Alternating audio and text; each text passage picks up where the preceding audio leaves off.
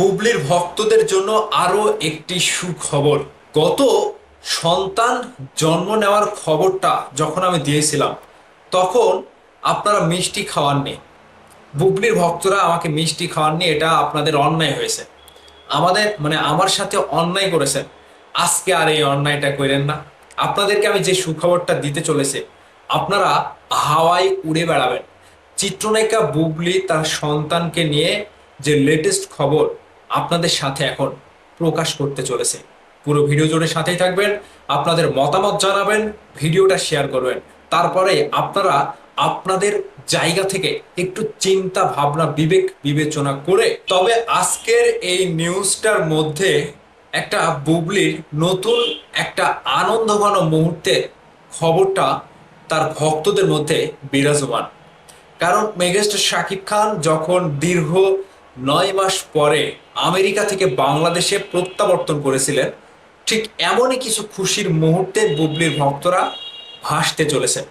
সেই খবরটি হচ্ছে, আড়াল ভাঙছেন চিত্রনায়িকা বুবলি এবং সন্তান কোলে নিয়েই ক্যামেরার সামনে প্রকাশ্যে আসছেন চিত্রনায়িকা বুবলি। এই খবরটি নিশ্চয়ই আপনাদের কাছে খুশির খবর। বিস্তারিত জানবেন, জেনে মতামত জানাবেন। তো চলুন বিস্তারিত একটু আলোচনা করা যাক। নিউজ পত্র পত্রিকা থেকে একেবারে ঢালাও ভাবে এই নিউজগুলো করা হচ্ছে। এখানে বাংলা ট্রিবিউন থেকে যেটা বলা হয়েছে, আড়াল ভাঙছেন বুবলি, সন্তান কোলে রেখেই ফিরছেন ক্যামেরার সামনে।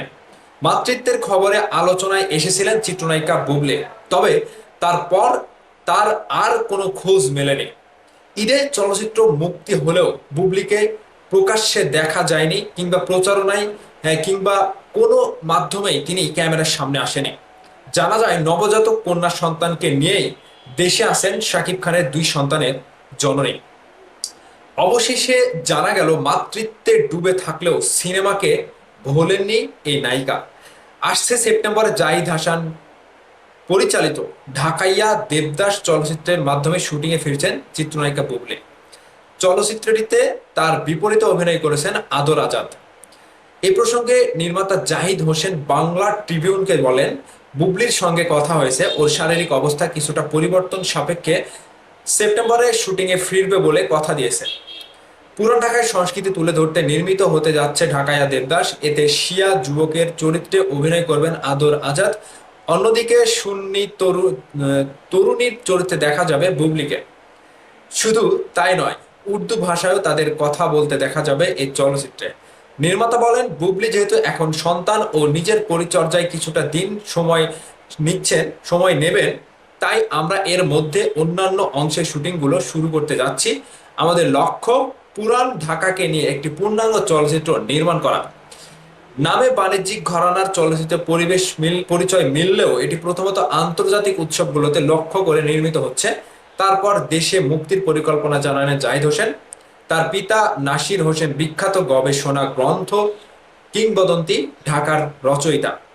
পুরান ঢাকার বাসিন্দা হওয়ায় গল্পে পাওয়া যাবে এ অঞ্চলের সত্যিকারের ভাষা, সংস্কৃতি ও গল্প। এই নিউজটি শোনার পরে আমি যতটুকু বুঝতে পারলাম যে চিত্রনায়িকা বুবলিকে নিয়ে যে কথাগুলো রটেছিল, যে কন্যা সন্তান বুবলি জন্ম দিতে পারবে, কিন্তু শাকিব খানের একটা কথা রাখতে হবে। কি সেই কথা? চলচ্চিত্র ছেড়ে একবারে বাদ দিতে হবে, চলচ্চিত্র থেকে বের হয়ে আসতে হবে।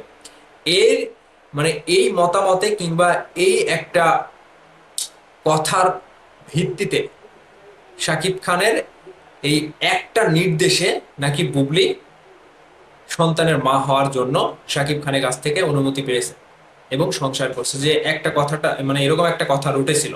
তো এখন তো মনে হচ্ছে যে না, এগুলো মিথ্যা। যে শাকিব খান অর্ডার করেছিল যে তোমার চলচ্চিত্র ছেড়ে দিতে হবে, তাহলে সন্তান পাবে, কিংবা সন্তানের মা হবে, কিংবা সংসার করতে হবে, এরকম একটা ব্যাপার। তো না, এখন তো মনে হচ্ছে মিথ্যা। কারণ সেপ্টেম্বরে ঢাকায় দেবদাসের শুটিং এ যদি চিত্রনায়িকা বুবলি ফেরে, তাহলে তো ফেরাটা হবে অন্যরকম ভাবে। আর সেই সিনেমাতে আদর আজাদের সাথে তিনি কামব্যাক করতে যাচ্ছে, সঙ্গে মেয়ে শার্লিন খানকে নিয়ে।